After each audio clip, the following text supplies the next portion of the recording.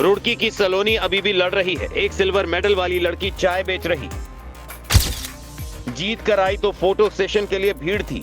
अब लोग भूल गए हैं, कोई नहीं है साथी। फिर भी सलोनी पार कर रही जिंदगी की जंग, गरीबी को हरा रही, परिवार को दे रही उमंग।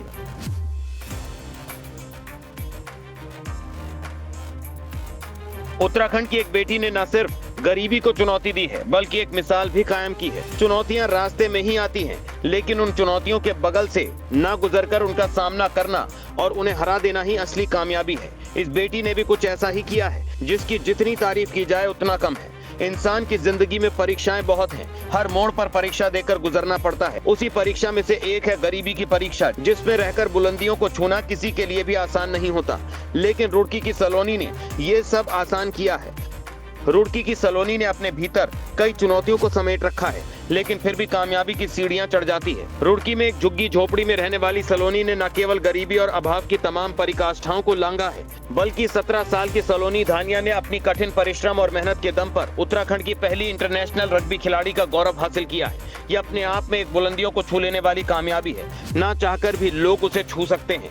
ये वो कामयाबी है, लेकिन फिर भी बुलंदियों को छूने की इस दास्तां की हर कोई तारीफ कर रहा है। लेकिन इस बेटी ने कामयाबी तो हासिल कर ली है, लेकिन जो रिजल्ट मिलना चाहिए था सलोनी को वो नहीं मिला है। सलोनी उस भारतीय टीम की सदस्य रही जिसने 31 सितंबर से 1 अक्टूबर तक ताइवान में हुई इंटरनेशनल रग्बी चैंपियनशिप में अंडर 18 आयु वर्ग में सिल्वर मेडल हासिल किया।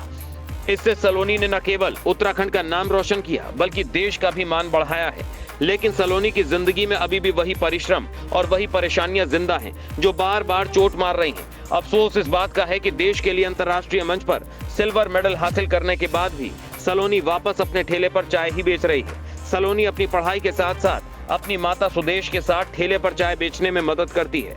सलोनी के पापा ई रिक्शा चालक हैं और परिवार की आमदनी का अंदाजा आप इस बात से लगा सकते हैं कि पिछले कई महीनों से सलोनी के पिता के पास पैसे न होने की वजह से वो अपने ई रिक्शा की बैटरी भी नहीं बदलवा पाए और उनका रिक्शा खड़ा है। सोचिए क्या स्थिति है। एक सिल्वर जीतने वाली लड़की अभी भी अपने परिवार को वो सब कुछ नहीं दे पाई है जिसके वो हकदार थे। सलोनी को भी लगा था कि उसका और उसके परिवार के दुखों के दिन खत्म हो गए हैं, क्योंकि सिल्वर मेडल जीतने के बाद परिवार का हर सदस्य खुश था। लोगों का आना जाना हो गया था। बड़े से बड़े नेता लोग आकर फोटो खिंचवाते थे। रुड़की के मेयर ने 5100 रुपए दिए। कुछ छोटी मोटी मदद जरूर मिली, लेकिन ये सब कुछ सिर्फ कुछ वक्त तक के लिए था, क्योंकि सलोनी को वापस वहीं आना था जिसका अंदाजा सलोनी को नहीं था। बदले हाव भाव और लोगों के प्यार को देखकर सलोनी भावुक हो चुकी थी। सोची थी कि अब सब कुछ बदल चुका है।